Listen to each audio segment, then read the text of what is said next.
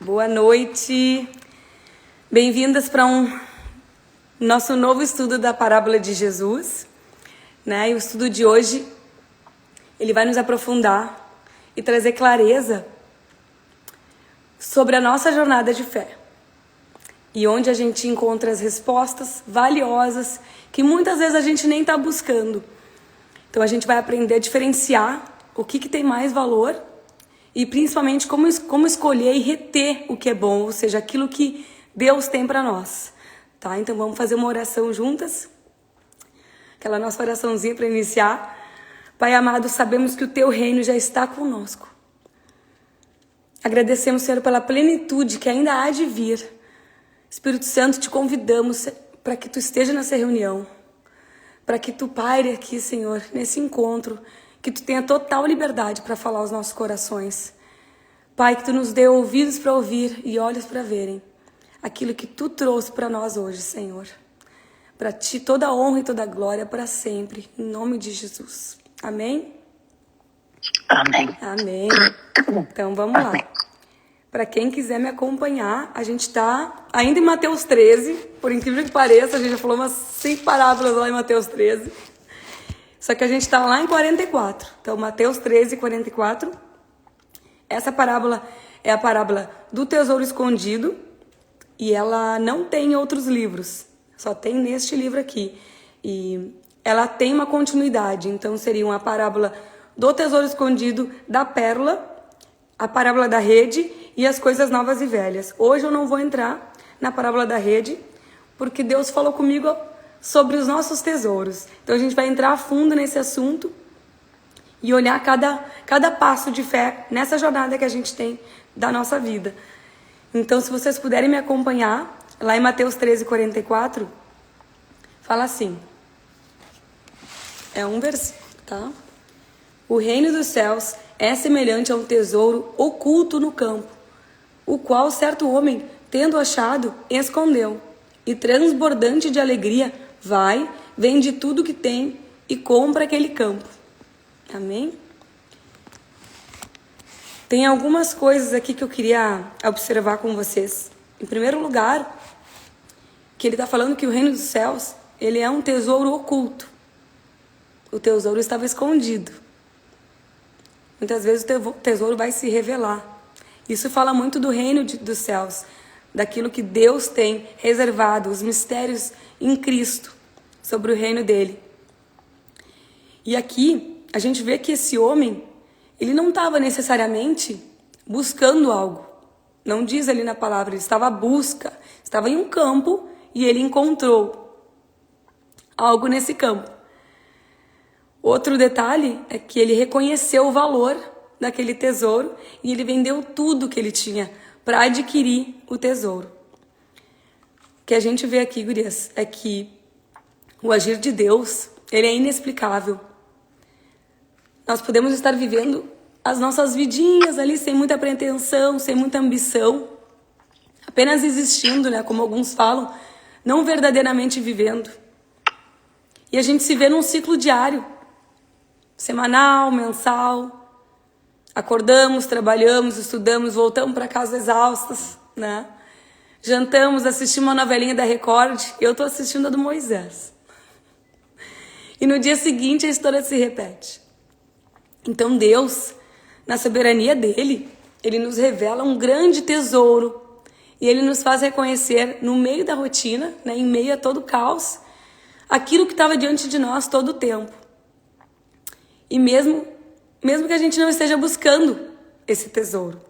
Então essa é a soberania de Deus, de nos alcançar. Esse é o tesouro mais precioso, que é Jesus. E esse é o primeiro passo da nossa fé.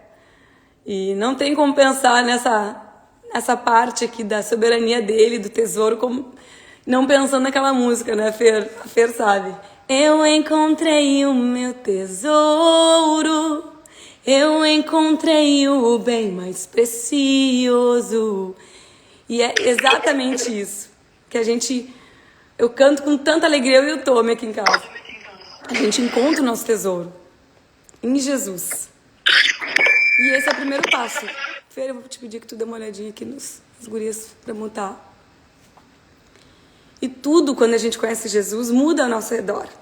A gente se enche de alegria, assim como esse homem que estava no campo. E quando a gente reconhece Ele como Senhor e Salvador, nós somos resgatados. Nós iniciamos a caminhada nesse vasto campo que é um relacionamento com Deus. Então a gente encontra o caminho para esse campo, reconhece Jesus como nosso Salvador, encontra o nosso tesouro, mas ainda tem uma longa caminhada, né, nesse campo. E voltamos à nossa rotina, né?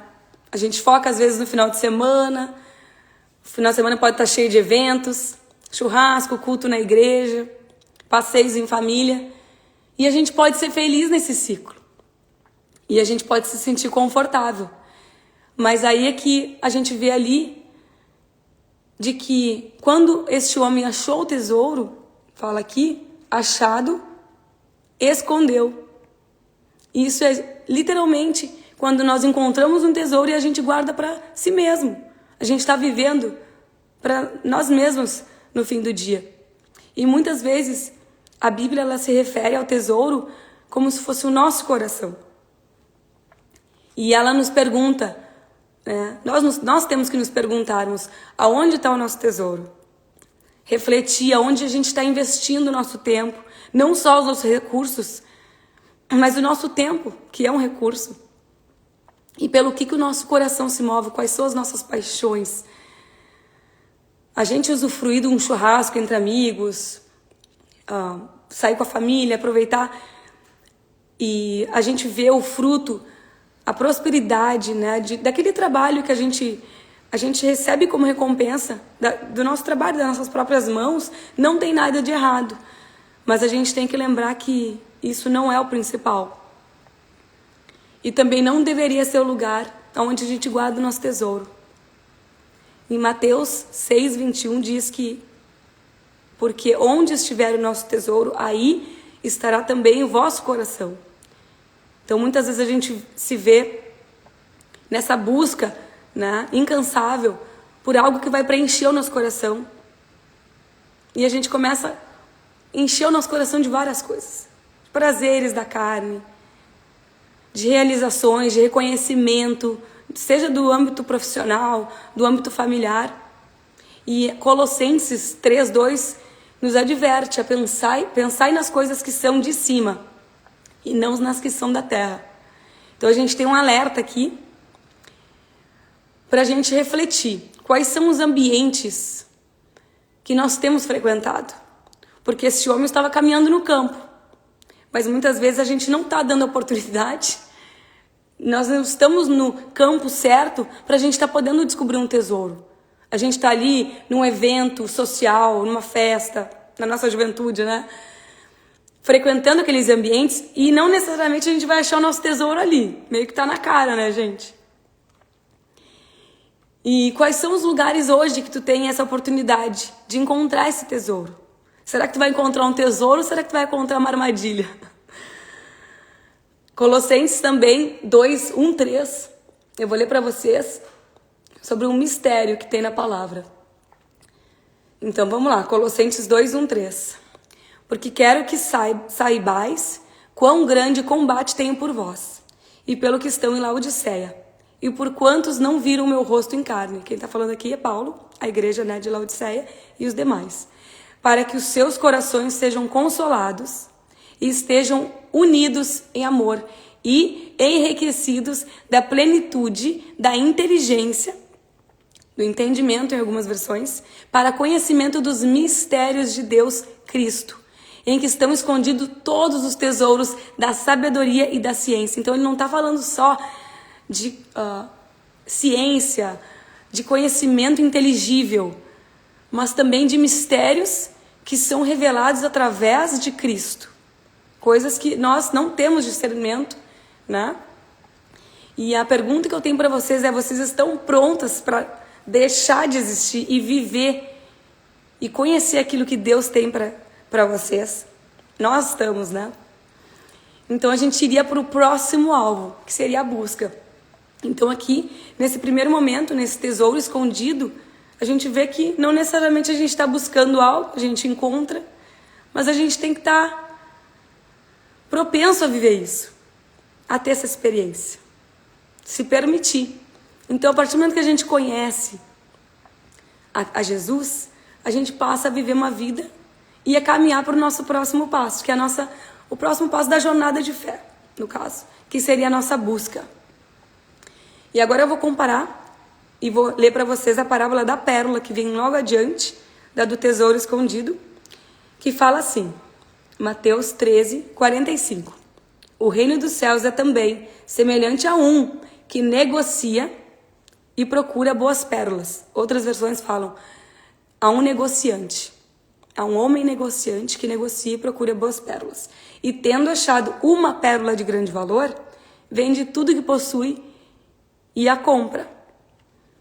Tem algumas diferenças aqui com a nossa parábola do tesouro escondido. Em primeiro lugar, não é qualquer homem, ele é um negociante. Em segundo lugar, diferente daquele homem que estava caminhando no campo e encontrou, ele está buscando. E a gente vê que, por ele ser um homem negociante, ele já tem certa maturidade. Ele já tem esse discernimento para identificar os diferentes valores e diferenciar as pérolas. Então ele tem várias pérolas preciosas, e só para trazer para vocês, a pérola naquela época podia ser considerada mais valiosa do que joias, do que rubis, por exemplo, porque elas levavam eles a pensar em realeza. Era algo que só era usado em joias de realeza. Então era muito precioso.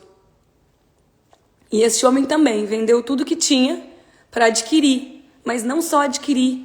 Ele não escondeu o tesouro novamente, como fez o outro homem. Ali não diz o que ele fez com essa pérola, mas ele era um negociante. Então, quando a gente investe em alguma coisa, a gente espera um retorno em troca, ou vamos para o próximo investimento. E assim a gente vai multiplicando aquilo que a gente está investindo. E a nossa fé, ela pode e deve estar solidificada em Cristo, a ponto da gente não precisar de mais nada. A palavra mesmo diz que a minha graça te basta. Porém, após encontrarmos esse tesouro verdadeiro, a nossa jornada de fé vai nos levar a gente ter um relacionamento íntimo com o nosso Pai. E essa seria a continuidade da nossa jornada. Jesus ele veio para restaurar o nosso relacionamento com o nosso Pai. E para trazer essa reconciliação entre o homem pecador e o seu Pai Criador, que foi quebrado lá no Éden, conforme a gente já tem estudado. Portanto, o cenário esse do encontro da pérola, ele não parte só da misericórdia de Deus, de a gente não estar buscando algo e sermos encontrados, e o tesouro nos aparecer nesse campo. Ela também parte de uma busca. Então Deus, ele é tão soberano, ele é tão maravilhoso que a Bíblia diz que antes que nós o amássemos, ele nos amou. E ele nos encontra onde nós estamos. E o Espírito Santo passa a habitar em nós. E a partir do momento que a gente se arrepende dos nossos pecados e aceitamos Jesus como nosso Senhor e Salvador, ele começa a habitar. E esse habitar gera uma mudança. Ele começa a agir, o Espírito Santo começa a agir no nosso interior. Então a gente vê o mover, a gente vê transformação de dentro para fora. E ele vai nos amadurecendo. E isso nos remete ao negociante.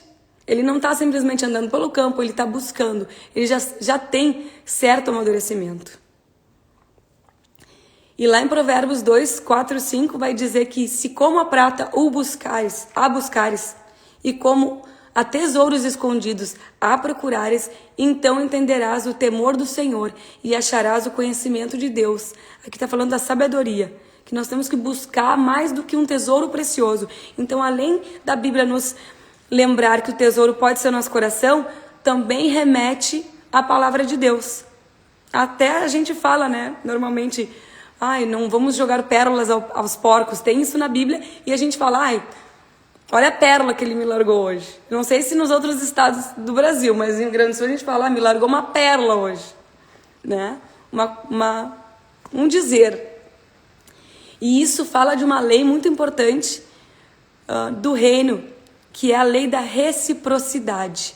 Ela é um princípio fundamental na nossa vida espiritual, que através de Deus, né, Deus se revela aos que o buscam, na proporção em que o buscam.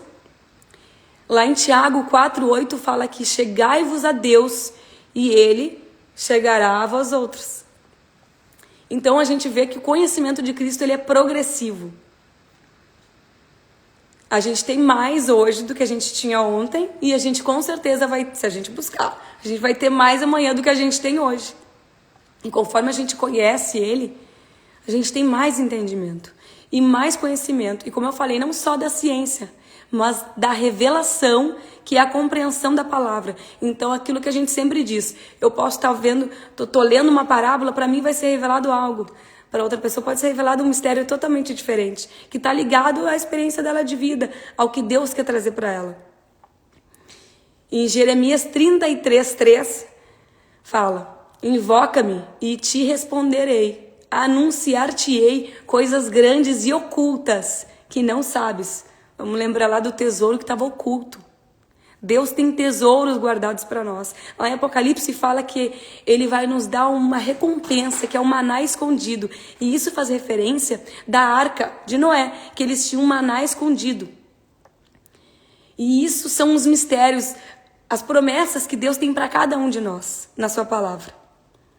E essa busca ela vai nos levar aonde? No entendimento. E isso vai transformar a nossa visão, vai ampliar a nossa mente, né?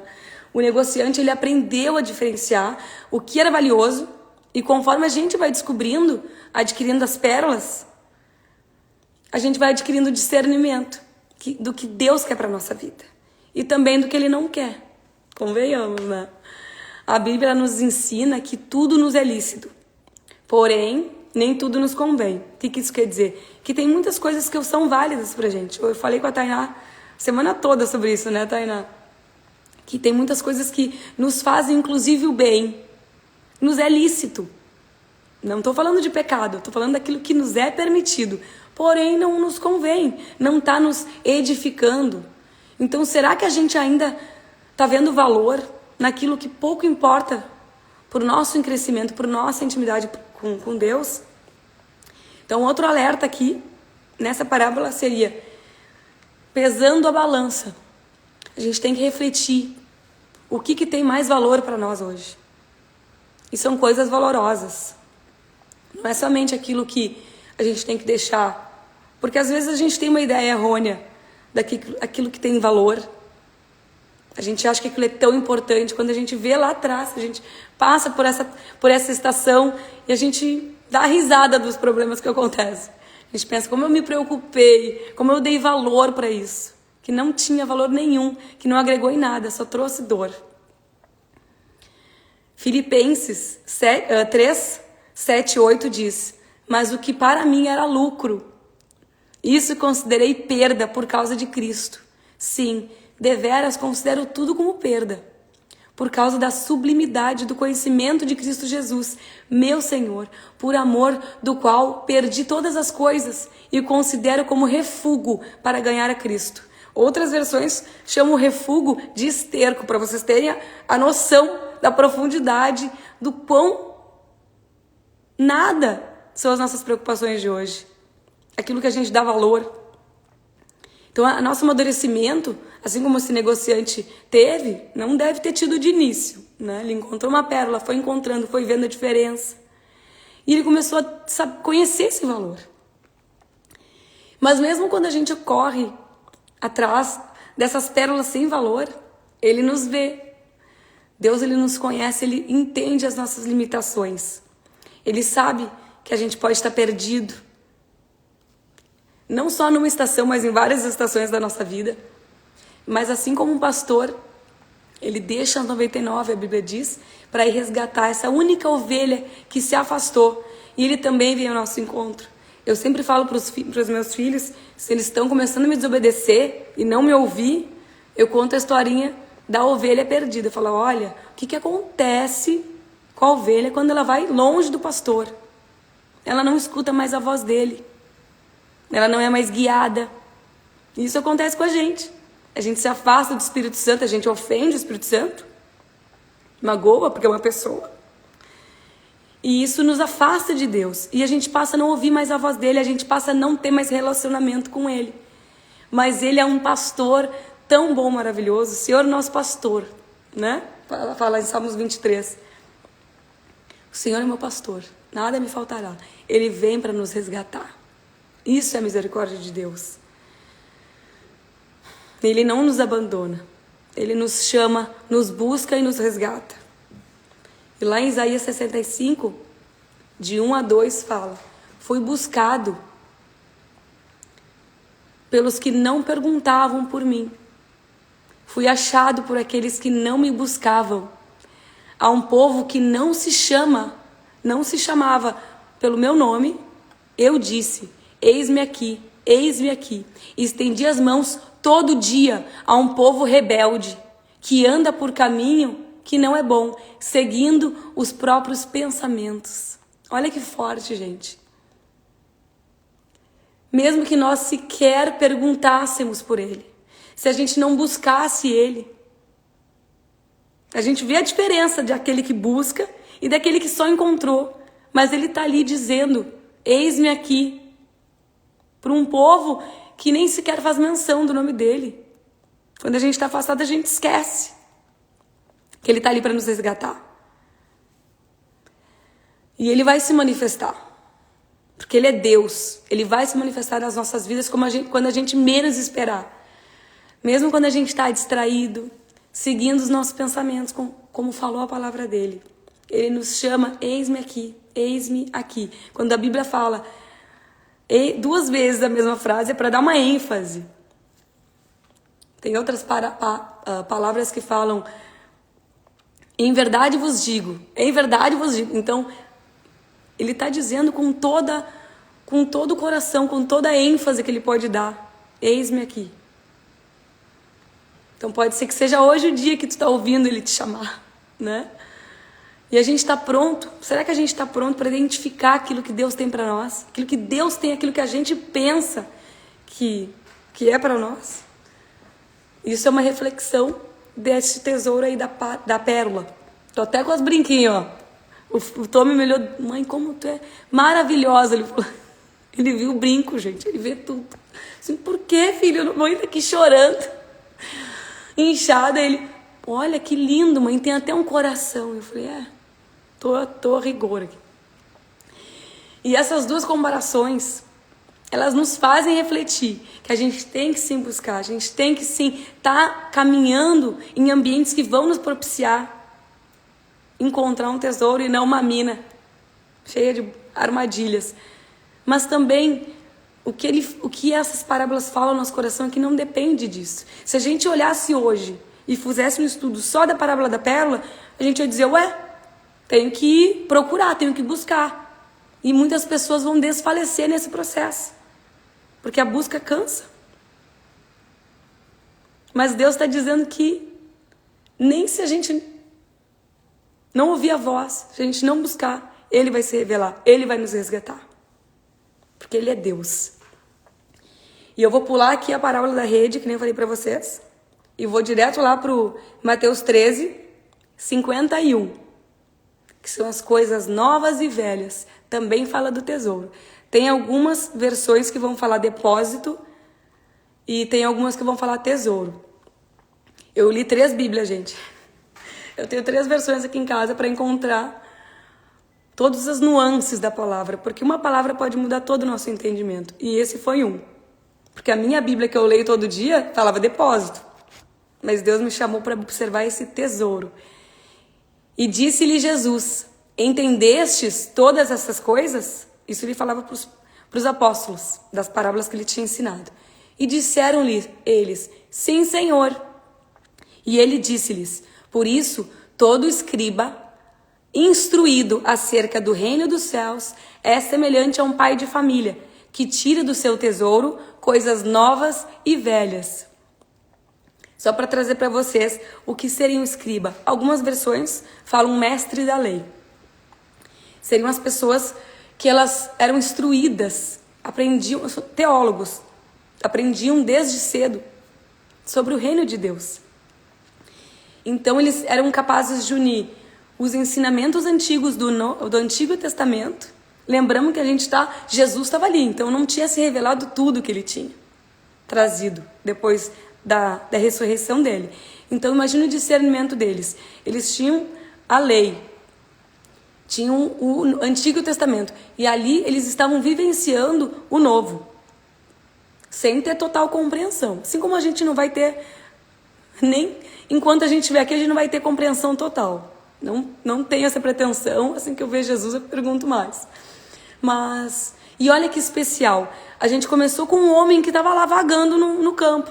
A gente passou por um negociante, né? Demos um passo à frente, um negociante que buscava. E agora a gente tem quem? Um pai de família. Então, além dele buscar, ter conhecimento, ter discernimento para diferenciar as pérolas, ele tem experiência.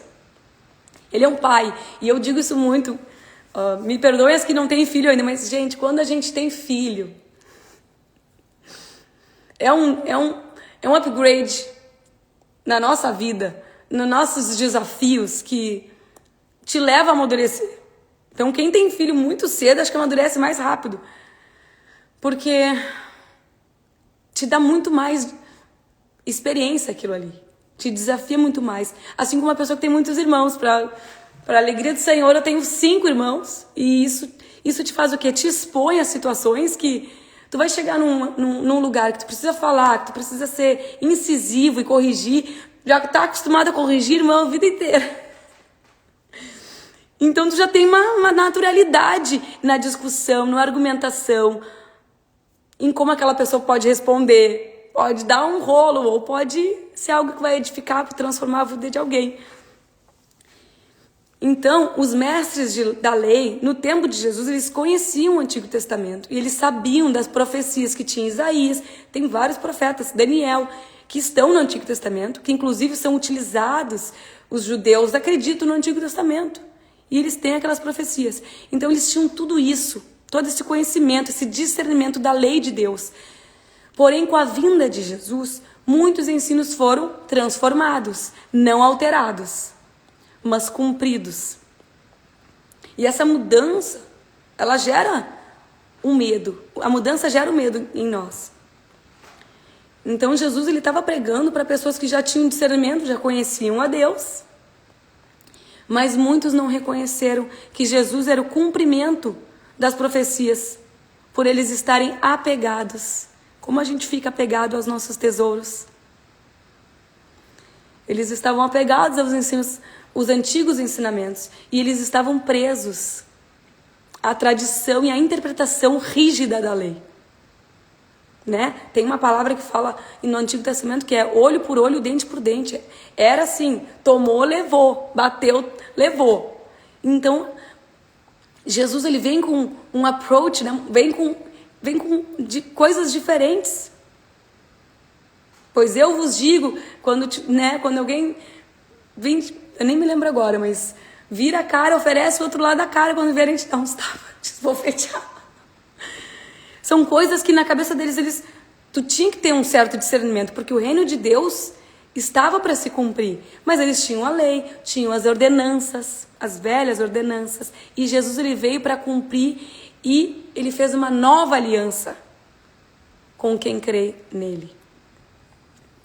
Então, eles esperavam um Messias diferente, né? Conforme a gente falou também nas outras lives, um libertador político. Eles não perceberam que Jesus veio trazer um reino espiritual que transcendia as antigas ordenanças, cumprindo-as plenamente. Um exemplo de ordenança que foi alterada.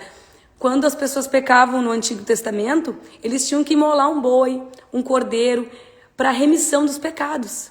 Mas Jesus é o cordeiro da vida, que tira o pecado do mundo. Então nós não temos mais que sacrificar animais. Eu falo isso para os meus filhos, eles veem os bichinhos morrendo. Mãe, mas o que aconteceu? Eu falei, Jesus, é uma coisa complicada de explicar. Jesus veio e ele pagou o preço. Ele rasgou o véu que nos separava.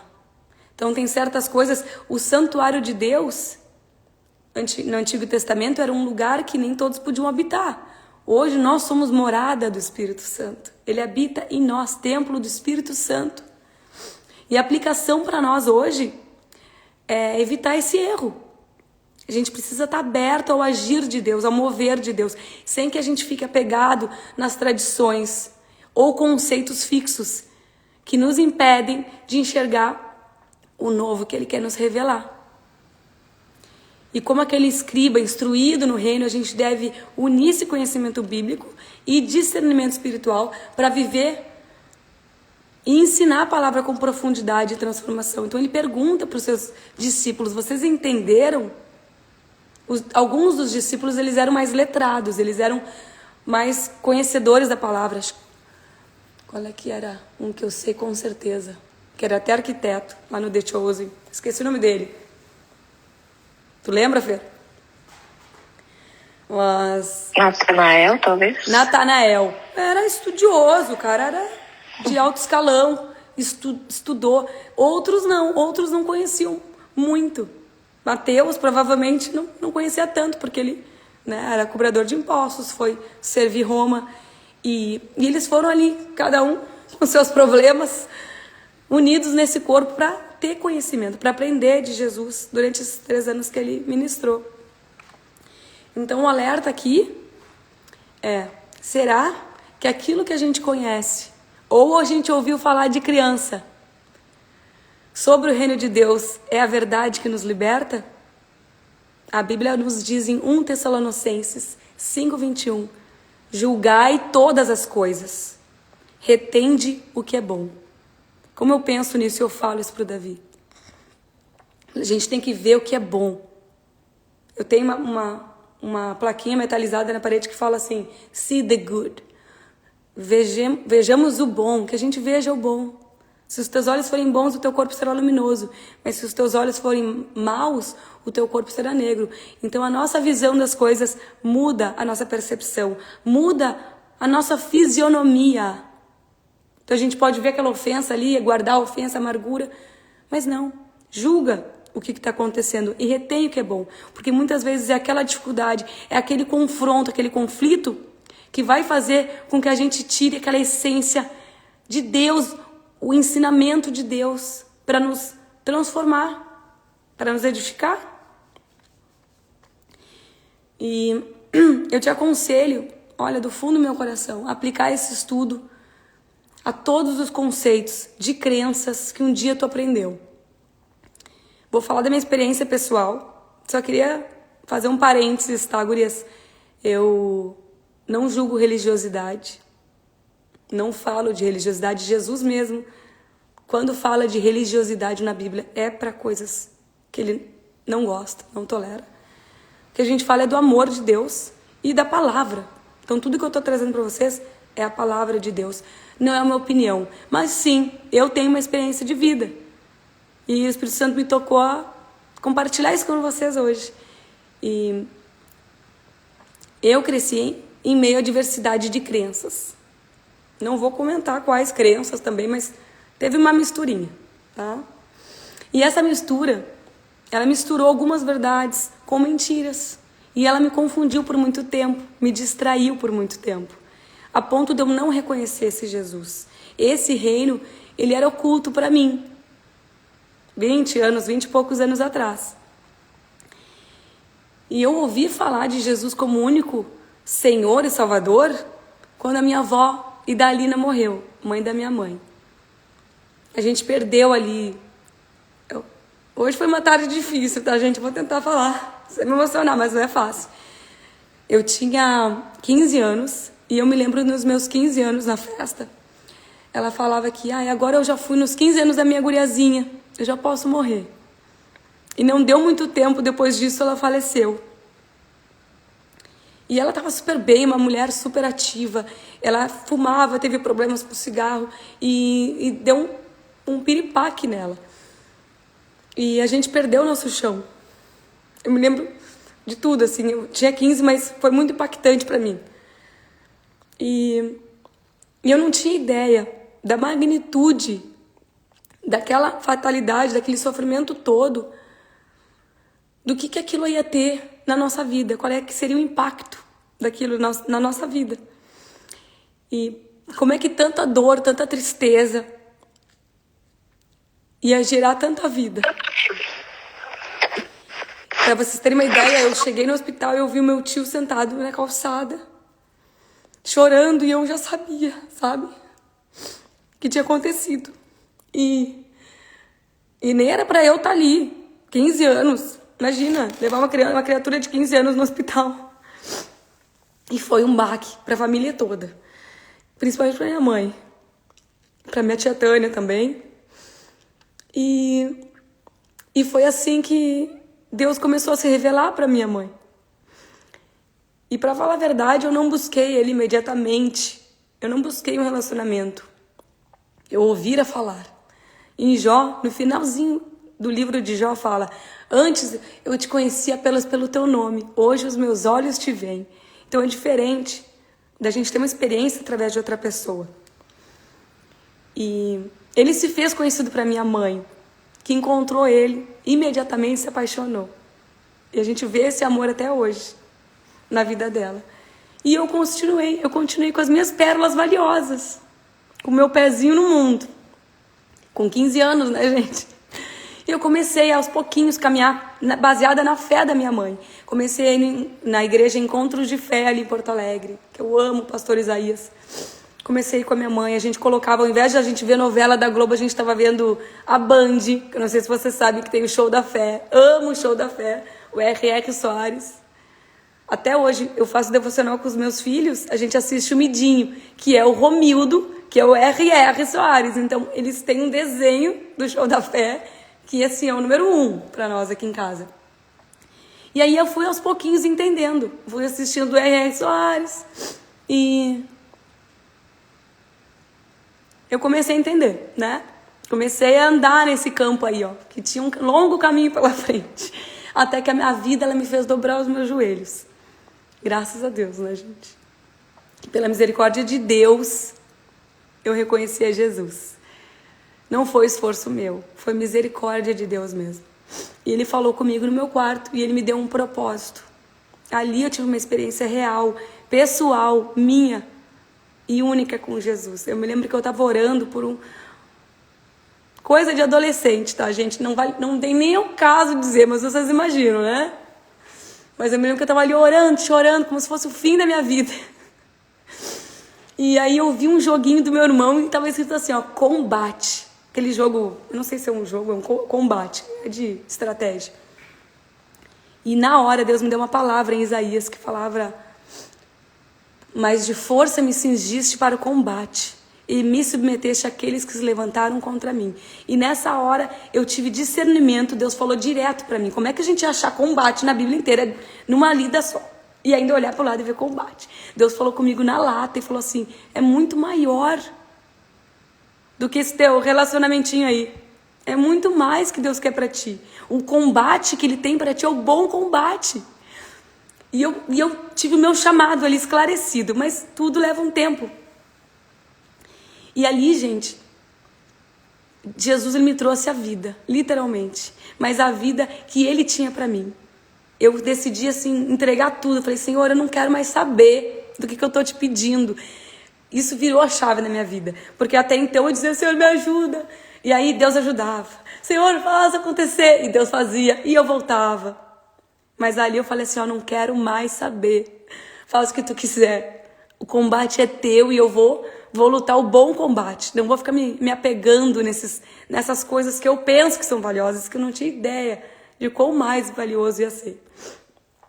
E eu abandonei essas pérolas. E comecei a buscar.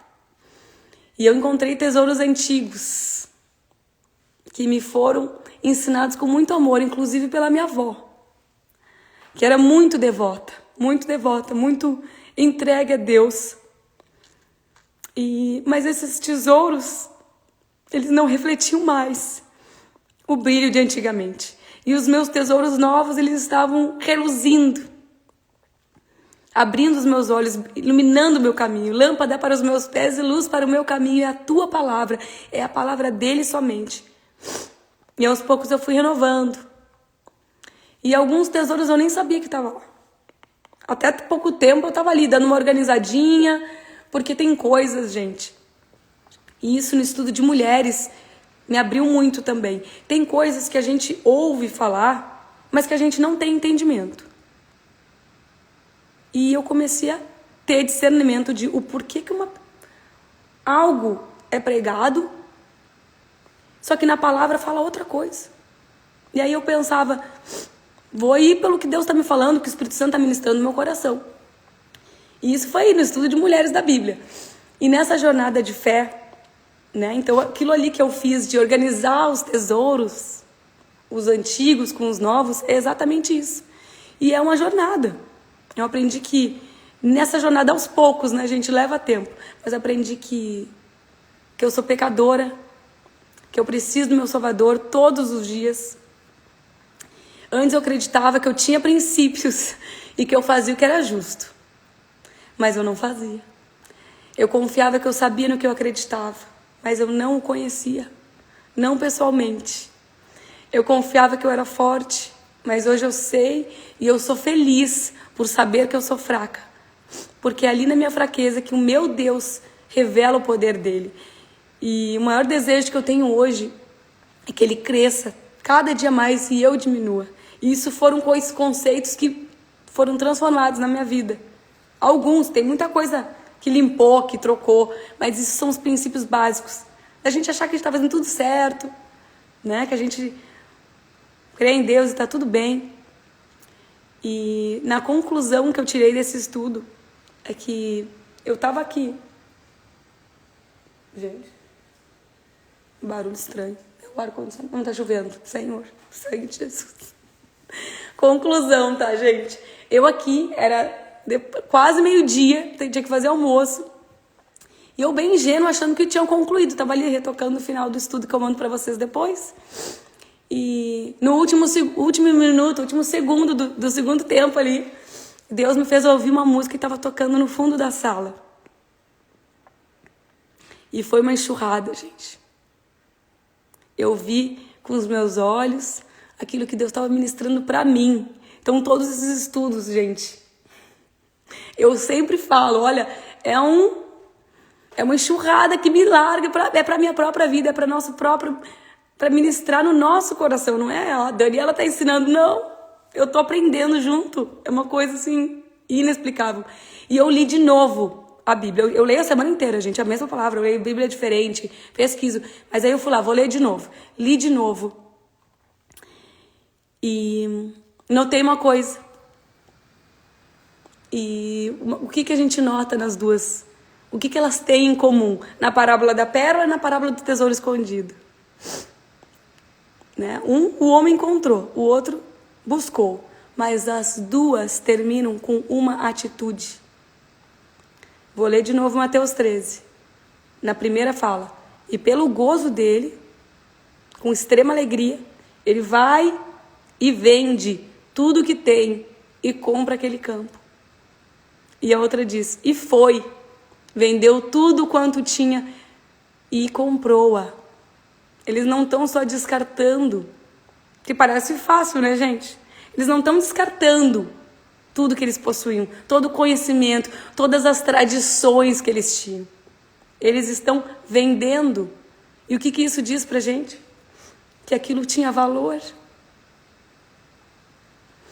Então eu podia vir simplesmente dizer para vocês que quem está conhecendo Jesus hoje, não estou ouvindo falar. Jesus vai mudar a tua vida, vai transformar a tua vida. Tudo vai mudar, tudo vai ser maravilhoso. Vai, posso te dizer isso com toda certeza. É uma bênção. Mas a gente tem que ser forte e corajosa, que nem fala em Josué 1.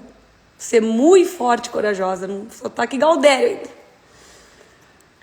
Porque a gente vai ter que renunciar ao que é necessário. Para abrir mão daquilo que a gente é apegado, daquilo que a gente conhece, daquilo que a gente construiu com tanto esforço. Porque tem valor para nós. E eu tô aqui para te dizer que é maravilhoso, mas tem um custo. E tem um custo muito alto. Deus sabe que o valor não é tanto, tá, gente? Mas o custo para nós, que adquirimos isso ao longo do tempo, é muito alto. Em Romanos 8,18 vai dizer, porque para mim tenho por certo que as aflições deste tempo presente não são para comparar com a glória que em nós há de ser revelada. Então, assim, não é fácil, principalmente para quem está fora do país. A gente vê as coisas acontecendo. Pensei na minha bolsa. Desculpa. pensei na minha avó muito essa tarde e Deus ministrou no meu coração que eu queria muito que minha mãe viesse. Não tô fazendo jogatina emocional, tá, mãe? Tu me desculpa. Usar isso, mas foi literalmente o que Deus colocou no meu coração. Eu já tava assim, ó, minha mãe me enrolando pra vir. E eu falei pra ela, mãe, como é que eu vou em julho? Os guris têm aula, tem muita coisa pra organizar. Se eu for em julho, eu não posso ir em dezembro. E isso é um custo muito alto meu, pessoalmente. E eu falei pra ela que às vezes os meus filhos, eles fazem desenhos, eles gostam muito de desenhar. E eu sempre incentivei. E o Tommy ontem fez um desenho, que a gente faz o devocional com um desenho, de uma abelha. E aí ele fez umas flores e ele pintou de roxo. E eu sempre trago isso para os meus filhos. Roxo é a cor da avó Jane, as flores da avó Jane. Amarelo, o girassol é a flor da tia Fere. Sabe o que ele me falou hoje, Fer? Só para lembrar disso. Mãe, tu não parece uma mãe, tu é tão linda que tu parece uma tia. Olha esse papo. Não sei qual tia que ele tava falando. Mas a gente tá longe, a gente começa a trazer aquilo. Então eu vejo um caminhão, olha lá o caminhão do Voilmo. A gente quer que eles façam parte. Eles têm esse privilégio de ter uma família, de ser amado. Porque é ótimo viver fora, tem qualidade de vida, mas a que custo, né, gente? Tá longe da nossa família. Eles podiam ter o privilégio, o Davi fala, mãe, eu quero morar com a avó Jane. 6 anos, gente, 6 anos. Quero ir lá morar com a avó Jane. Eu falo pra ele, vai fazer faculdade com ele. Vai fazer faculdade com a avó Jane lá no Brasil. Que é bem desafiadora a faculdade no Brasil. Pra quem fiz MBA aqui, fiz a faculdade lá, a gente se puxa, a gente é competitivo. E eu amei, né, minha faculdade. Mas falei pra ele, tu vai pra lá daí, Davi. Ele falou assim, mas mãe, eu quero ir pra lá antes que a avó morra. Olha o discernimento da criança. Olha o que isso causa, isso gera no nosso coração. E esse é o custo. Porque não é a Daniela tá valorizando as pérolas dos Estados Unidos. Não é a prosperidade, não é o que a gente tem. É o que Deus tem pra nós. Então, é uma escolha, porque todo mundo sabe aqui, né, gente, que eu estaria no Brasil. Eu amo o Brasil. Então, pra mim, esse é o meu custo de estar aqui. Mas olha o quanto que Deus fez. Olha o quanto que o agir de Deus me tirou do meu conforto. Pra me ensinar, para ministrar no meu coração, para ensinar outras pessoas, para ter uma busca sem distrações. Sem distrações. E eu não sei se eu vou conseguir cantar, gente, essa música que eu ouvi hoje de tarde, porque assim, ó, eu me derramei, o Tom me vinha, me limpava as lágrimas. Mas é uma música muito forte. Vou tentar. Aí vocês orem aí, no íntimo de vocês, tá? Que a música Era a Mão de Deus. Porque a gente tem que confiar que é a mão de Deus na dificuldade, é a mão de Deus na prosperidade, é a mão de Deus no encontrar a gente, resgatar a gente. Não depende de nós. Graças a Deus por isso. Ai. A verdade é que existe um mistério aí dentro, uma força que excede o entendimento, a razão para ter chegado até aqui. Tem alguém que esteve do seu lado em toda a trajetória, alguém que conhece até o fim da história e me trouxe até aqui para te dizer. Lembra quando estava por um fio pra desistir e quando faltou isso aqui pra você cair e mesmo assim você tentou mais uma vez.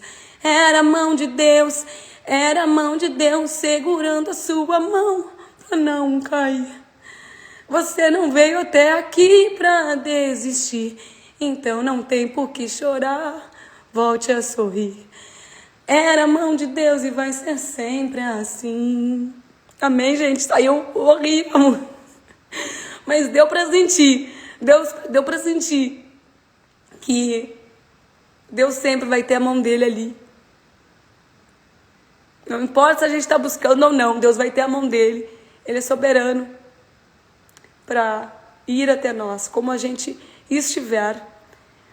E eu queria só fazer um comentário que vieram 2 testemunhas de Jeová hoje aqui em casa, abri a porta, tinha 2 senhorinhos. E para mim, gente, Deus, ele vai falar a palavra dele através de quem ele quiser, aonde ele quiser.